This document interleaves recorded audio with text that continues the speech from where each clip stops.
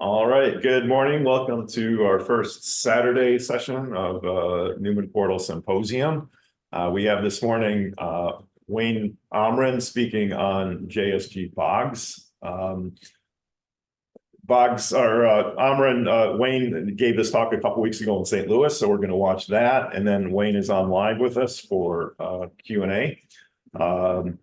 The Newman Portal Symposium is sponsored by the Eric P. Newman Numismatic Education Society. So thanks to them for supporting the event.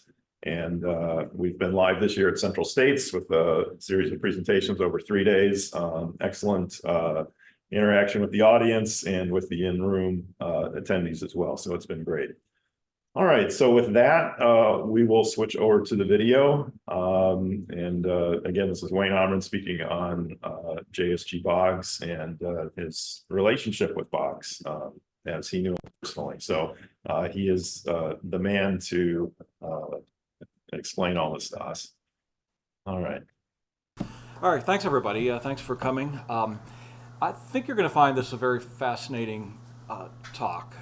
And that's because the gentleman that we're speaking about, Mr. Boggs, is an absolutely fascinating individual. I mean, Lynn mentioned a word that I use to describe Boggs quite a lot. He was certainly an artist, but he's far more than just an artist. He was as much a philosopher as an artist. That really comes through in his work, and you'll see it in his life. So I have spoken about Boggs before, and I've been very fortunate to have known him, met him, acquired a number of his works throughout his life. My question here is, as it says here in my title, why Boggs and why now? And I think you'll learn about both. So next, I think I've got my little, there we go. That's what he looks like. That's one of his self-portraits on one of his money artworks. That was his specialty. He didn't start that way, as you'll see, but he basically gravitated to any type of art that would incorporate or relate to money or the concept thereof. And it's actually a very long tradition. There have been artists over the last couple of centuries that have taken this form as part of their art. Because, money, let's face it, it's a very important part of daily life. It's something that affects everyone, something that everyone knows, and certainly, every artist is familiar with it. And it often finds its way into art. So in that way, Boggs was, well, in some ways, nothing special. But as you'll see, he was really, due to his deep thinking about the subject, he was incredibly special. So there he is. Here is a photo. Handsome guy. I was explaining to Len, it's rare I've seen him smile in a photograph. He actually had a good sense of humor, but you can just tell he's an intense person. He's just got these intense eyes, and he just has this intense demeanor about him. When you're in a conversation with him, you really have to be on your toes because he is 3 or 4 steps ahead of you, and always giving you something to think about, and that's what his art was all about. Those are some of his artworks hanging on the wall behind him. As you can see, they kind of look a lot like U.S. paper money. So here's some of the questions in terms of the why, and I'll get into this. All right, who was it? Not the only person, but one of the things that he did was kind of champion the concept of women on money. And Harriet Tubman in particular, which is something we've all heard about in recent years. He was 25 years ahead of his time on that. He pioneered thinking on copyright. He wrote an article in a law review. Again, he's more a philosopher than an artist. And he wrote about copyright and art and how it's all intertwined and what the rights of artists are in terms of reproducing their work and using it in other purposes, which is exactly the question that we have today with artificial intelligence.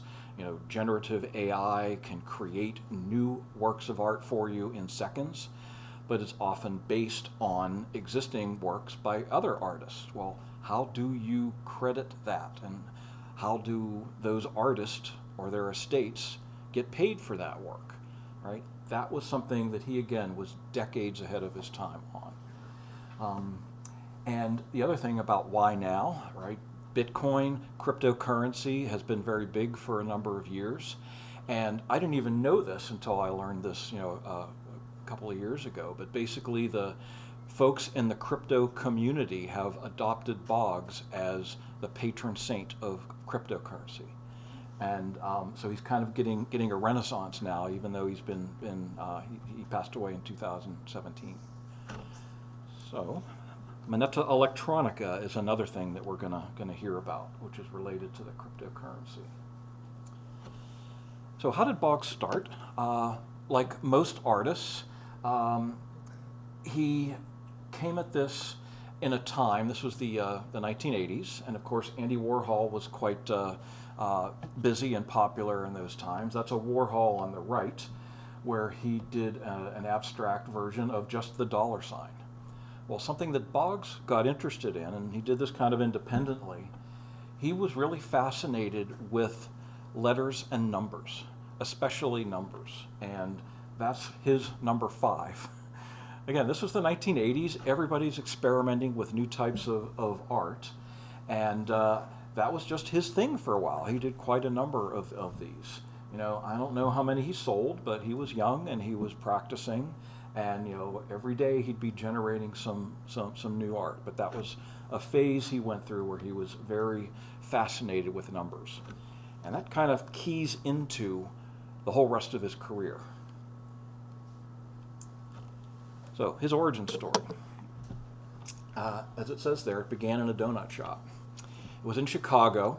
He had been in town for some art exhibition, and he was having breakfast in a little donut shop. He had a cup of coffee and a donut, and as he was sitting there, he started doodling on the napkin, as he does a lot. And because he's somebody who likes numbers, he just drew a number 1, and he started embellishing it, and he kind of kept going until it kind of looked like a dollar bill on this napkin. And the waitress saw this and said, "Hey, that's really good. You're really good at that. Can I buy that?" And he said no. And her face dropped. And he starts thinking, here I am, a starving artist. Somebody actually wants to buy my work. I'm like, what am I, an idiot? I just said no. But he thought about it for a minute. And like in that instant, it really kind of changed the entire shape of his career. She was going to give him $20 for it. And he said, no, can't do that. He said, tell you what, how much is the bill? And she said it was 90 cents. It was a long time ago, but coffee and a donut, 90 cents. He said, well, I'll tell you what, I won't sell this to you, but I'll pay my bill with it. And if you don't mind, I would like to get the change. And she said, sure. So she took the napkin, dug $1 out of her purse and put it into the cash register and gave him a dime in change. And he said he carried that dime around like a lucky piece for ages. And that's what really kind of made him start to think about this. Well, wait a minute. That was kind of interesting. He made this transaction, and somebody actually paid him for his work. And again, as an artist, it's really hard, especially when you're just getting started, to get people to appreciate the value of your work. I mean, you're an unknown artist. It could take hours and hours to create some work. It might take weeks or months for a larger piece. And then it's hard to get people interested in buying it. It's a tough life to be an artist. It is today and it was then. But that's kind of how this all began. And this kind of morphed into his performance. He was not just a fine artist. He wouldn't just do the artwork, but it was like in that donut shop when he was talking with that waitress, that interaction with people. He's very much a people person, and he loves to make people think. Again, as a philosopher, he likes to ask questions and get people to think. And that's what he did the entire rest of his career.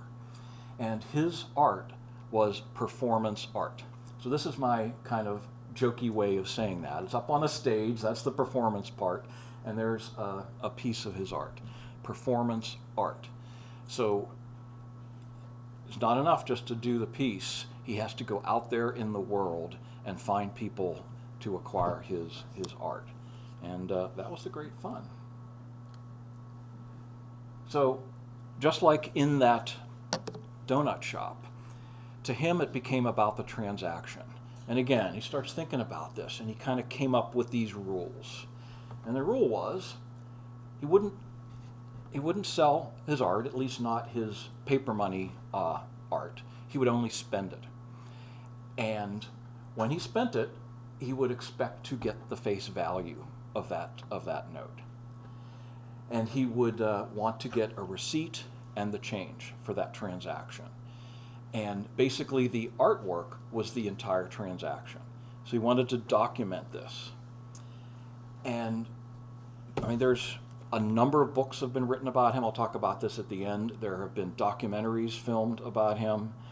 You can find them all over the internet if you just search for his name. I mean, he was huge in the day, not just in the US, but all over the world. Here's one of the books that's been written about him. And I had the opportunity on the flight over here to read this or reread some of these stories. And you have to imagine how hard this was. He would go into a shop like to buy art supplies, and he'd walk up to the counter and say it was, $9 or something like that. He would open his wallet and he would show that he's got a regular $10 bill in there, but he'd say, I'm an artist and I drew this. And he'd pull out his version of a $10 bill. And he says, I think this is pretty cool and really unique. Would you accept this in payment? And he did this again and again and again. And you can guess the reaction he got most times. If it wasn't no, it was hell no.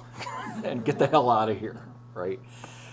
But just like a good salesman, he kept trying again and again and again, and he got used to rejection.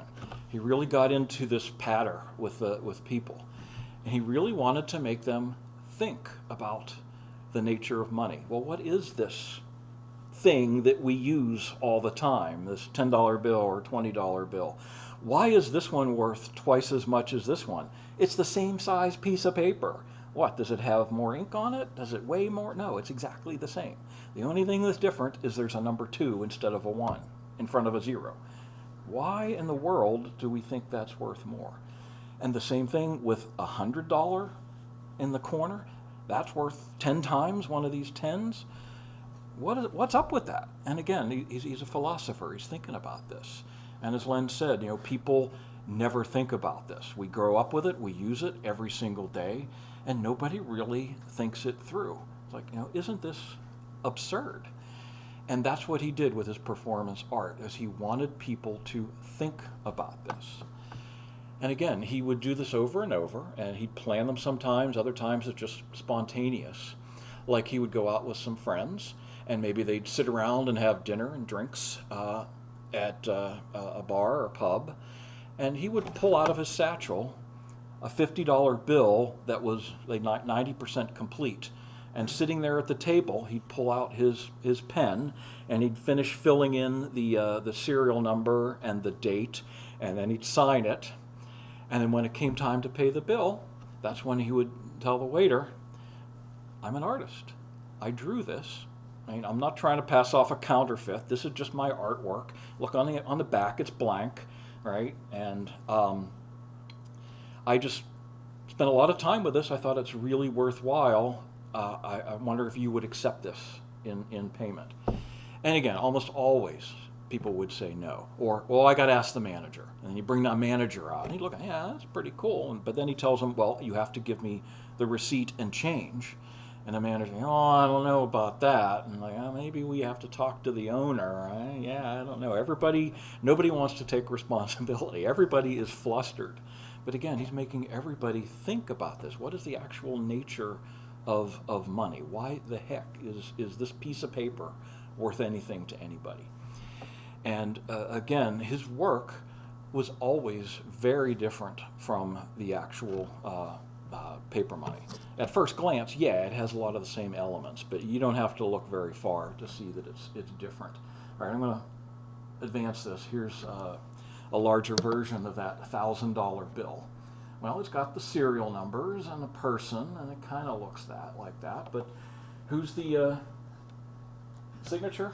That's Boggs, J.S.G. Boggs. He is the Secretary of Art, not the Secretary of the Treasury or the Treasurer of the United States.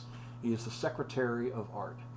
And speaking of art, over on the left side, there's another signature there, and it says Otis K. Otis K was another artist who used money in his work. All right, he did this in the 1920s and 30s. He was somebody who lost a fortune in the stock market crash of '29. And throughout the rest of his life, every so many years, he would pull together and create an artwork that had a money theme to it. So he was also kind of famous. So as he moved on in his career, he started learning about all these other artists before him that were also invoking art. But trust me, nobody did it the way Boggs did. He was absolutely a performance artist. He wanted to get in your face and make you think about this. It was funny. Like the series, if you can look at that, it's Serious 1989, not series. So plenty of differences, and we'll see more examples of that. Should we hold our questions to the end, or do you allow questions while we're going, or what would you prefer? I'll let Len decide. What do you think? Should we? Why don't we take them at the end? Okay, we'll take them at the end. All right. So here's another example of one of his more famous transactions. He bought a motorcycle. And if you look on the wall, it's all framed, right? There's a receipt. There's the title to the motorcycle in his name, and then those are the bills that he used to pay for it. And you might think, well, wait a minute. He did this transaction. He's only got half of it, right? That was the other aspect of his work. He started to get famous for this because he would get written up in the newspapers, like, hey, there's this goofy artist going around, spending his artwork. And as people learned about it, collectors would want to get his work, and a lot of them would reach out to him, either directly or through an art dealer. And back to his rule number one, I will not sell one of these works, I will only spend them. So he thought about his principles a little bit more, and he said, well, tell you what I will do is I will sell you the receipt and the change. And it might be $300, $500, but if you want to buy the receipt and change, I'll sell it to you. And he had a list of collectors. At one time when he was interviewed for this book, he had 18 collectors on his list that wanted to buy the receipt and change from his transactions. So why do they want the receipt and change? Well, when you've got the receipt, you can see, well, oh, he went to dinner at such and such a restaurant 2 weeks ago. You go to that restaurant. So the collector shows up, walks in and says, hey, was this goofy artist guy in here? Oh, yeah, he was here.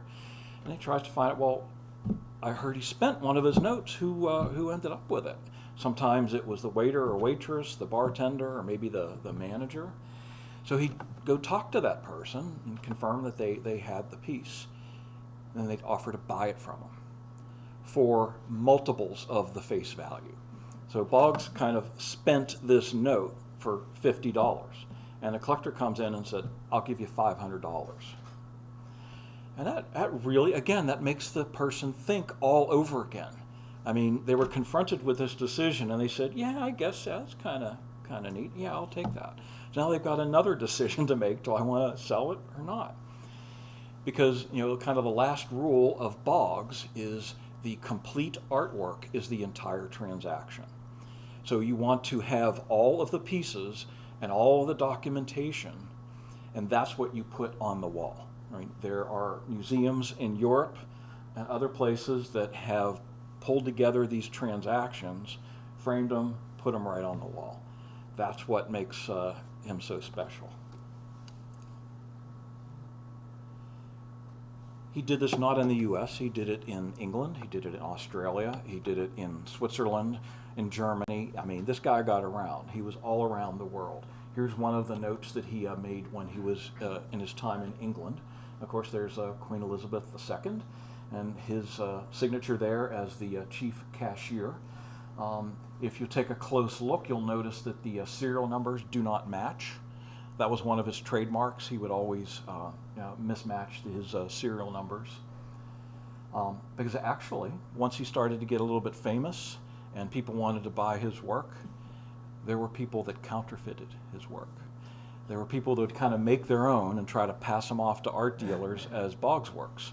And one of the ways they could detect that it was a fake was if the serial numbers matched, right? So, fascinating. There's some more anti-counterfeiting measures we'll talk about. But just to give you the sense of his fame, when he was in England, he of course got into the newspapers there for here's this goofy guy, spending his artwork at the local pub. Well, that attracted the attention of the constable and the Bank of England, and he got arrested. His artwork was going to go up at a gallery. They came in, confiscated the artwork, told him he was going to be arrested. A couple of days later, after the press died down, in due course, they say. What does in due course mean? Oh, when the press dies down. So they came and arrested him, and he had to go in front of the court, Old Bailey, and plead his case. So long story short, he was exonerated. They let him go because they're looking at the notes, and as you could see before, they are not at all exact duplicates. He never pawned them off as actual notes. He told everybody he was the artist. He had actual money. You want the real cash? I'll pay that. It's your choice. And the judge agreed, threw the case out. Well, same thing happened in Australia. Got in the papers, got the attention, got arrested, got hauled in front of the judge. Same story. Not only did the judge throw the case out, he made the plaintiffs pay his lawyer's fees. He says, yeah, this is just ridiculous. Meanwhile, back home in the United States of America, land of the free, home of the brave, the U.S. Secret Service kind of took a notice of his work. And that was at a time when he was living in Pittsburgh. I'm from Pittsburgh as well. I was living there at the time. That's how I got to know him. We learned that he was in town. He was actually on the faculty at Carnegie Mellon University, and not in the art department, actually, in the philosophy department. They brought him in because they liked the way he thought through these aspects of what the heck is money. Secret Service raided his studio.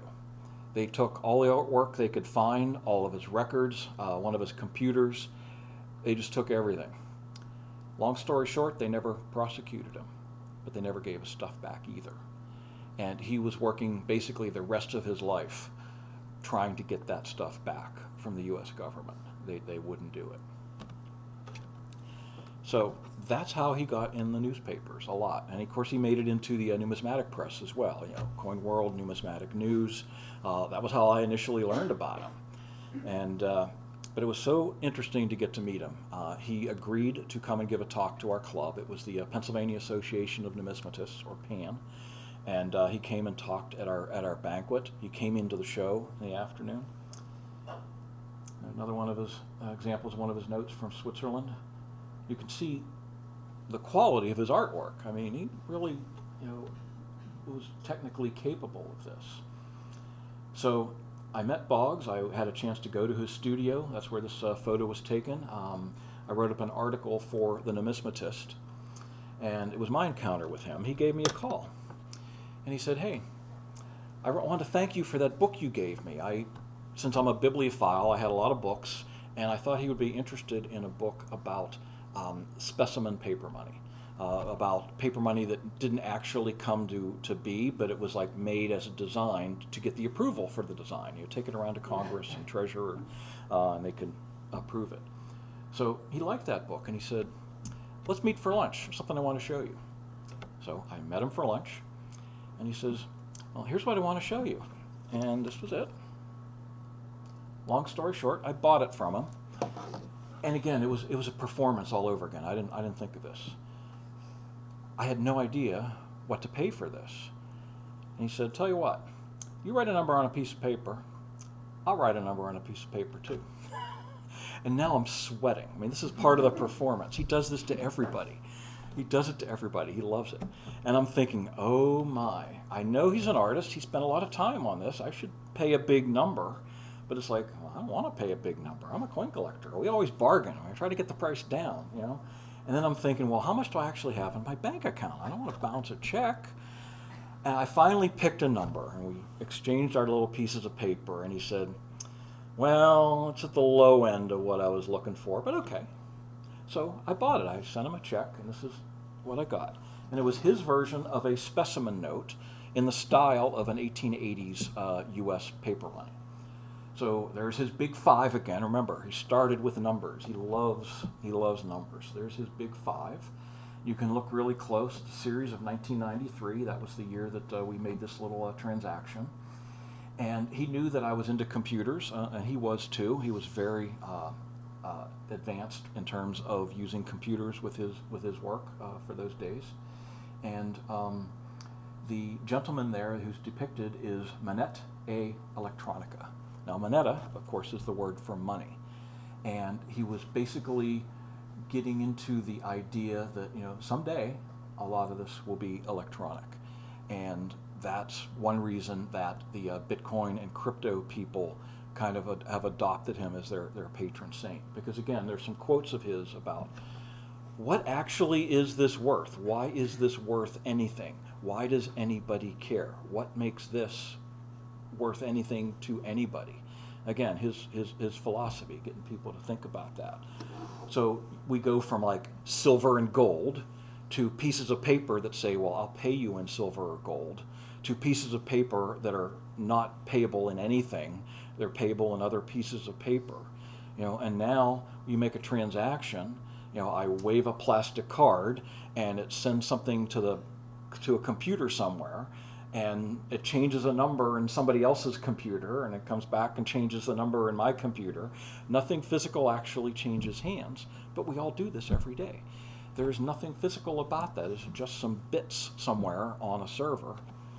And, you know, that's kind of the whole thought process that he went through. Like, why the heck do we do this? So I had an opportunity to do a transaction with him. And so he does these sometimes with people who are aware in advance. He couldn't help it because once he became famous, anybody who recognized him, you know, knew what might be coming. But I had a little business at the side where I was buying and selling books related to coins and paper money. So I said, tell you what, I'll sell you some books. And he said, great. When do you want to do it? And he said, I'll come over to your house. So he came over to my house, and we did a transaction. I gave him 4 books that totaled up to $146.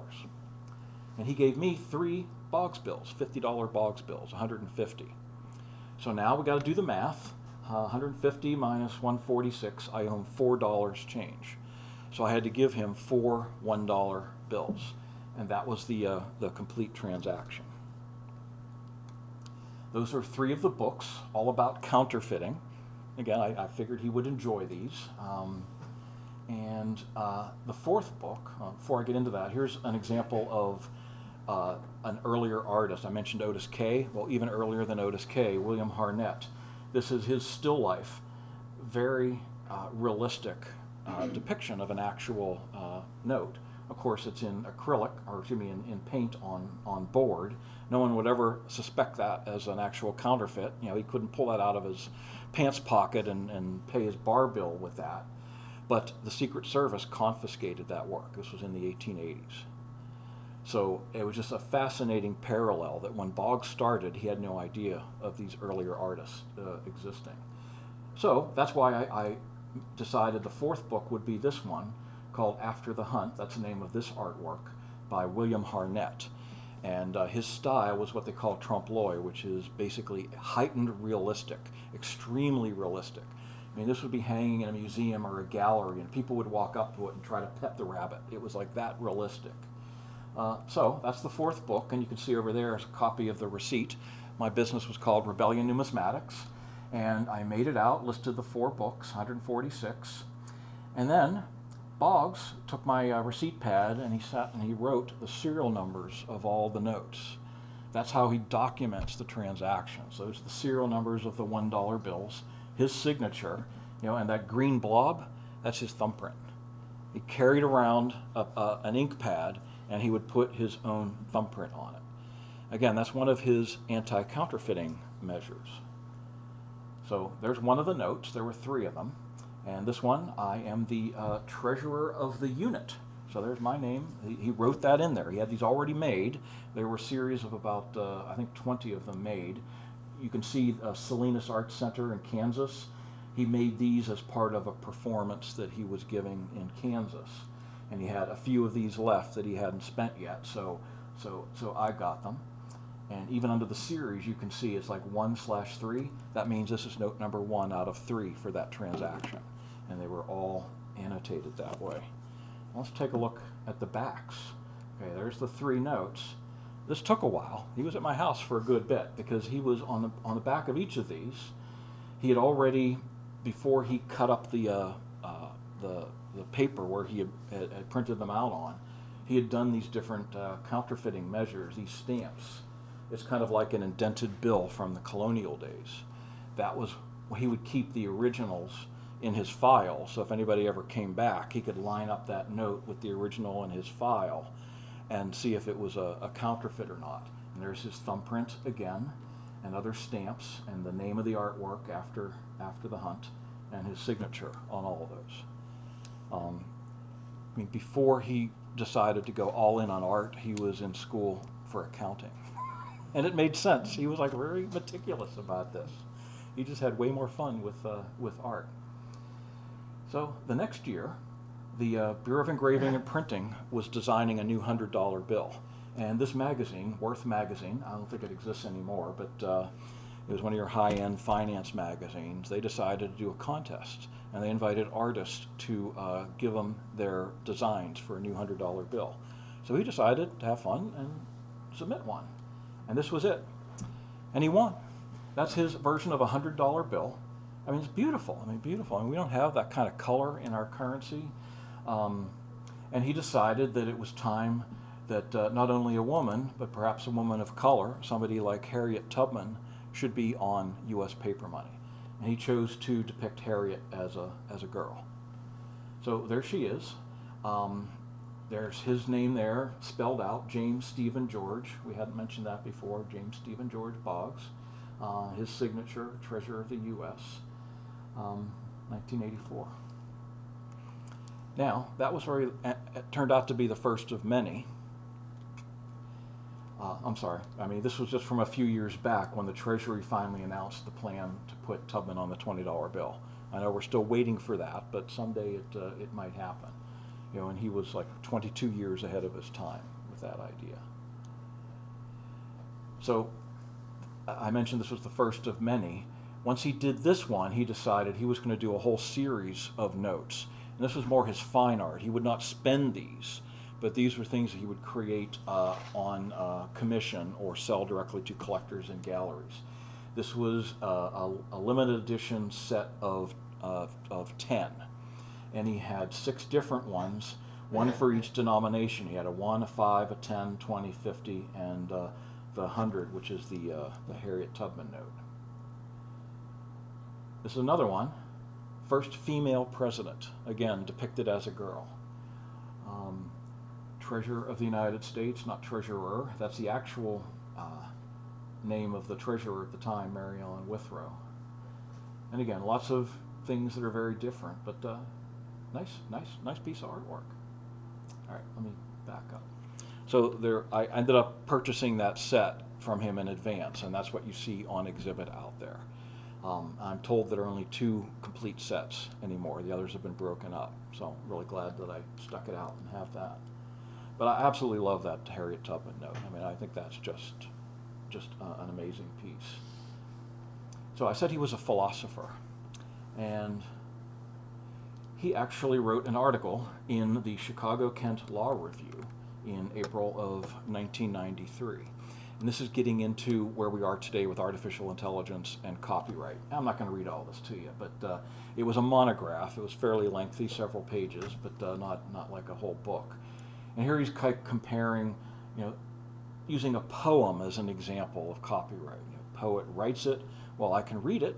If I memorize it, I kind of have like my own version of that poem. It's kind of like mine too. but who actually owns that? And again, I'm not going to read all this, but I highlighted a few things. Up there in the upper left, he said, as a creative person, I feel I should have absolute control over my creations. And he was pretty prickly about, publications publishing illustrations of his artwork. He wanted to know what was happening, he wanted to give his permission, and he would threaten to sue if you didn't. And his rules down there in the bottom left, my original work must be acknowledged. Number 2, the new work must be properly identified as additive work. Number 3, I must receive my fair share of the proceeds. That's where we are today with artificial intelligence. Generative AI will take images they see all over the internet, and if somebody says, well, I want to do a new portrait in the style of such, I want to do a portrait of Len Augsburger, in the style of Picasso, right? And then you get an image, and Len's nose is over here and his mouth is over there, and it looks a lot like a Picasso. Well, does Picasso's estate get anything for that? Do they even get credit? I don't know. So he did this drawing that was in that monograph. It's called My Circle, copyright JSG Boggs. Can he copyright a circle? Well, again, he's a philosopher, and you can read about it in his law review article. So just for fun, and I did this afternoon, I said, well, this is exactly what Boggs would do if he were here today. And that first prompt is what I used. I said, okay, create an artwork in the style of JSG Boggs, picturing a transgender U.S. president. If he were here today, he'd be all over this. He would be doing it. Turns out they turned me down. They said, nope, sorry, we can't do that for you. There's a word that you used in your prompt that we can't use. So I tried again. Instead of transgender, I said very old U.S. president. He'd be all over the election and all of that. And he'd probably have his own Trump art and Biden art, etc. That didn't work either. So I think it was in the style of is what they weren't letting me do. There's been a lot of controversy about that. But it said, hey, ask me this. What inspired Boggs to create currency art? And this is what it came up with. And it's very good. It did a great job. I mean, he was all about exploring value. Why do we ever think something is worth something? He looks at it again as performance art. It wasn't just a piece of paper or something on the wall. It was about being there in the room with him, having the interaction with a person. I mean, again, I've seen him do this to people. It's always fun. It could be a cab driver, a bartender. When he was in Switzerland, that was probably where he had his best acceptance from people. He ended up staying at a 4 or 5 star hotel, and the management was willing to accept his artwork in payment. And you saw the motorcycle earlier. He tried to live for an entire year just by spending his notes. That didn't end so well, but that was thanks to the Secret Service, who captured a lot of his stuff. He was always exploring the legal and social boundaries, looking at consumer culture, and again, just kind of art as a catalyst, art as a way to get people thinking. So again, it kind of gets back to what he was. He was more than just an artist. He was about kind of a philosopher as well. Which takes us to today. Now Boggs unfortunately passed away in 2017, so he's no longer with us. Luckily, his family has created a kind of a foundation to continue his legacy. So there's a nice website for the estate of JSG Boggs. And one of the things they decided to do, and again, he would have been all over this. And I bought one of these that the estate arranged to sell, and it's an NFT, one of these basically electronic only artworks that is exchanged through the blockchain. So I had to pay for this with Bitcoin, and I own this NFT, but in conjunction with this, just like Boggs, the actual artist, did, you get a receipt and change for your NFT transaction. So on the top there, what that is they did a limited edition print. So this is what my NFT looks like. If I were to bring it up on the screen, that's a reproduction of one of his Bank of England notes that he did living in London. And if you turn that over, that's what it looks like on the back. That's their anti-counterfeiting measures, with a version of Boggs's thumbprint, signature, etc. And then on the right is my crypto receipt. So those numbers, that jumble of numbers there, basically identifies my version of the NFT, and those are out in the exhibit too. So if you haven't seen it yet, go take a look. They did an absolutely marvelous job of mounting this exhibit. It's beautiful. And I said, when you ship it back to me, send the case too. That may not happen. All right, and I wanted to mention there are a number of books about Boggs and documentaries. Here's one of the books. This is the one I was reading recently. That's him on the cover.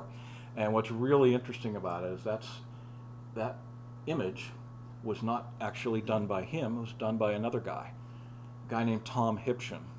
Tom Hipshin was a portrait engraver at the Bureau of Engraving and Printing. Somebody who actually makes the portraits of presidents on U.S. money.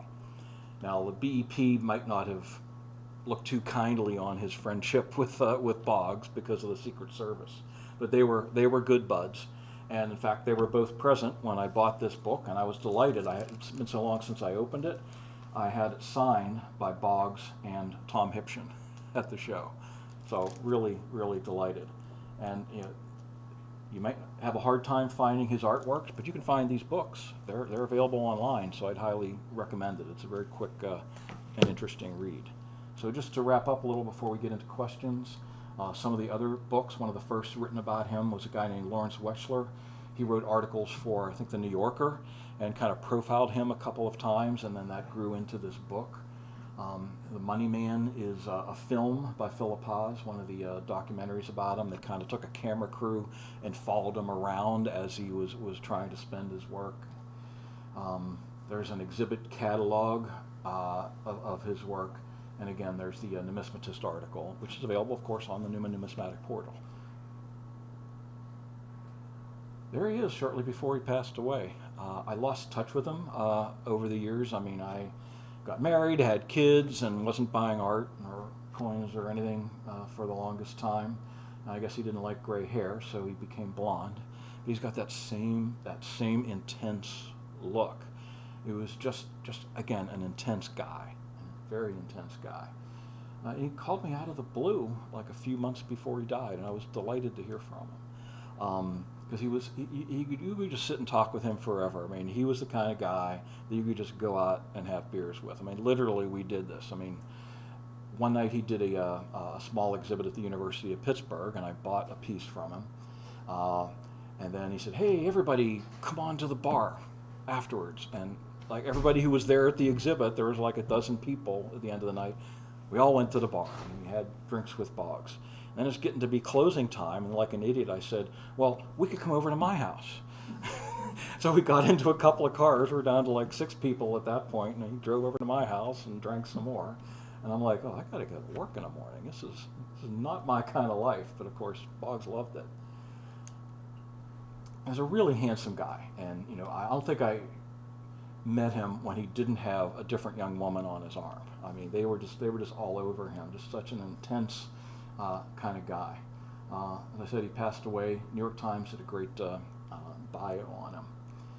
And there's his work. I'm just going to go back a minute to point something out. The night that I had those beers with him, on the bottom left is a framed artwork. It's the largest one of his works that I have. It's called Ripples in the Pond, and it is what he called a monoprint. And by monoprint, he means there's exactly one, and that's the physical process that he used. And I mentioned that he was like a pioneer in using computers and electronics with his art. So he got a very high quality scanner. He took an actual Bank of England note, pressed the button, and started scanning. But then he moved it. While the scanner was going, he moved the note. And then when the copy comes out, that's what it looks like. And it's unique. You can try to reproduce it. You'll never reproduce it exactly. So he had a handful of these in that exhibit, and I bought that. I've had that on my office wall for a good while. So check it out. The exhibit's still up there. It'll be till July, I believe. Yeah. And then, again, those are some of the questions I had. And speaking of questions, I'll take some. No, thank you. Thanks very much. Wayne, either in the room or online. Of course, the exhibit Wayne was referring to is still on display at Washington University in St. Louis through July 7th on the ground floor of Olin Library. So we do welcome visitors there. All right. Any questions in the room? Yes, Dennis. I have a question. I don't know if Wayne can hear me, or should I just speak here? I may have to repeat your question, but Oh, that's okay. fine. So this is very mind bending. And as I was listening, one of my first thoughts was how profitable has Wayne's investment been in Boggs hardware? But then I started thinking, you know, really, when you're buying and selling coins, you won't know that until you go to sell it or auction it, and someone tells you how much your investment is worth, because that's what they'll pay for it. And but then with Boggs Works, I assume there's no red book of it, and there's, you know, limited sales. Anyway, mind bending. I just wonder if Wayne can kind of comment on the investment aspect of it, even though that seems like an obscene question, given the unusual nature of the subject. That's a great question. Thanks everybody for coming today. As far as the investment, well, as a collector in general, we all certainly hope to be able to sell our collections for more than we paid someday. Meanwhile, we can certainly have a lot of fun just owning it. And I've certainly got my money's worth out of this. You know, as you can see, I mean, Boggs was clearly the most fascinating person I've ever gotten to meet, and to have his art is really amazing. Now, since he passed a few years ago, he's not out there in the news. So things have kind of gone quiet on the Boggs front. If you look in the news, I mean, he'd kind of gone quiet for, you know, quite a number of years before he passed. And I know that there's a lot of his work out there in collections like mine, but those collectors have not passed away yet. Once they do, those collections will come to market, and I think we'll start to see some price history being developed. But for now, the only price history we really have are for the handful of his notes or transactions that have been publicly auctioned. Most of what we see today are the orange fund notes. He did a transaction with Florida United numismatist, paid them in orange-backed Boggs notes to get a table at a show. And those are relatively plentiful, and you see those on eBay, so there's a price record for that. But other artworks, you know, like my Harriet Tubman note, as far as I know, it's never been publicly auctioned, so it's really hard to put a number on it. Craig Whitford works with the estate, and he's pulling together a catalog raisonné. He has some idea of you know, the value of the art that he's been able to recognize as being sold. His estimate for the Harriet Tubman piece was $10,000, and that's more than I paid for the whole set. So I'm pretty confident that I will come out ahead making some money with this, but exactly how much, only time will tell. Yeah, it's one of those things where you need like a big New York sale of Boggs material to sort of establish the market. Any other questions, either online, just enter them into the chat. Or, any other questions in the room? Yes. We had a comment online I just wanted to address. Someone had trouble seeing the slides during the presentation, and the recording that we played is already available on the Newman Numismatic Portal and their YouTube channel. So if you go to either of those places and search for Boggs, you can play it back on your own device and hopefully be able to see it a little better. So. Yes, in the back. I understand he used the computer for a lot of his art, but what artistic medium did he use? Like ink or pencil or what? I didn't quite hear all the question, but I think I know what you're getting at. He definitely worked in mixed medium, meaning for his Boggs notes, he would often start with pencil and paper. He would freehand draw the basics of his notes, just like he did that Manette Electronica. That was all hand done. But he would use a computer to create the reproductions, to create a limited series of prints. You know, like the Harriet Tubman Women's Series, he made exactly 10 of each of those denominations.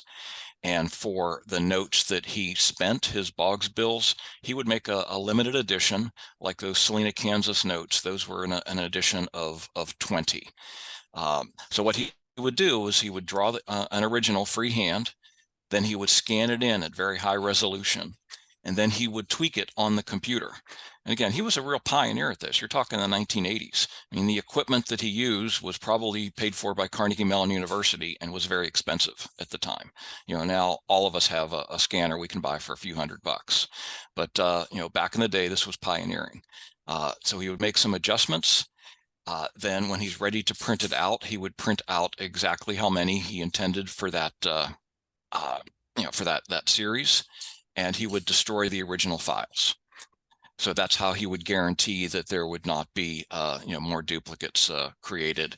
And that's what collectors like. They like to know exactly how many are made and, you know, base their decisions on that scarcity. Does that answer your question? Yep, thanks. Leanna. From online, so if his notes are computer prints, where are the originals? What happened to them?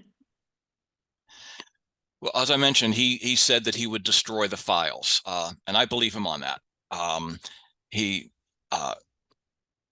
would, you know, do his originals, print them out, and then destroy the files, because he didn't want copies of his work getting out there either, because there's so many you know, counterfeiters that would destroy the value of his original work.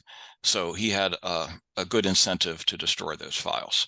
So to the best of my knowledge, they're all deleted and gone. Dennis. Wayne, this is kind of a philosophical question. Do you think that anybody could do what Boggs did again, or was that kind of like lightning in a bottle? Do you see anything out there that's similar, or was the experience so wrapped up in this artwork that it really can't be recreated in any way? I think it could absolutely be recreated, because bills and currency have not gone away, not yet. Now, if you want to like pay someone in a check, they don't know what that is. Those have basically disappeared because of electronic payments. But you can still go into most business establishments, not all, you know, and pay cash. So if someone like Boggs were to come along, I think they could absolutely repeat this performance. And I am nearly certain they would have a similar result. You know, they would get into the papers, they would get some attention, and they would get a knock on their door. Now, knowing how the Boggs situation end up, would they, with the you know, the lawmen decide not to do it? Well, it's been a lot of years, it's been decades, and this is probably all brand new to those young officers at the Secret Service. So unless they have somebody, you know, doing a lot of research, they might just, you know, automatically just show up and say, hand it over. I don't know. Would be interesting to try. I'm not going to do it, but I'm not an artist either. I think part of the appeal was the originality. You know, someone came along again, they'd just be a copycat. Right. Any other questions? Yes. We have a follow-up from the one online about destroying the originals. I understand he destroyed the computer scans, but did he destroy the original source drawings? Well, we'd have to ask the estate that. I know they have quite a bit of material that was found in his homes and storage and files, after his passing. They are working to organize all of that. So there may well be some originals there. I don't know. Good question. One thing I can add, though, is that at one point he had a website, and I think it was called the Studio of JSG Boggs, something like that. And I haven't looked, but it might be archived on the Wayback Machine, the Internet Archive. And on that site, he had a downloadable file of one of his notes, and he invited people to download it and print it out.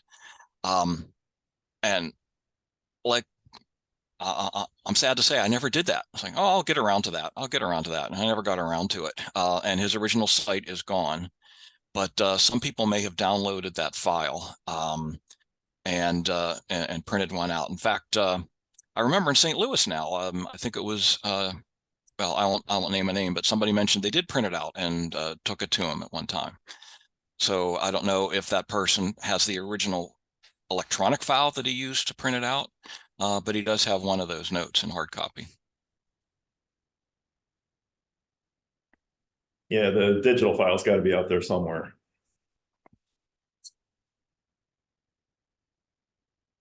Anything else? All right, last call for questions. We'll be back at 10:30 Central Time.